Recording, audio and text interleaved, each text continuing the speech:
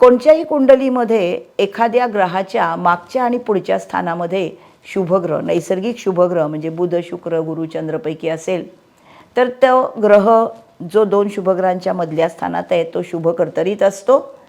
तसंच जर रविचंद्र मंगळ या हर्षल, नेपच्यून, प्लुटो या पापग्रहांच्या, राहू, केतू या पापग्रहांचे हे पापग्रह जर एखाद्या स्थानाच्या 2 बाजूला असतील तर त्या स्थानामध्ये असलेला ग्रह हा पापकर्तरीमध्ये असतो.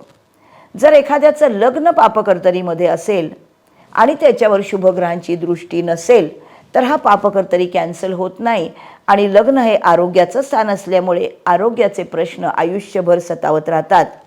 जर ग्रह शुभकर्तरीत असतील तर त्यांचे भावेश त्या स्थानासंबंधीचं उत्तम फळ देतात आणि ग्रह शुभकर्तरीतले ग्रह शिवाय शुभग्रहांच्या युतीत असतील तर त्या सर्व भावेशांचं फळ उत्तम मिळतं आयुष्यभर.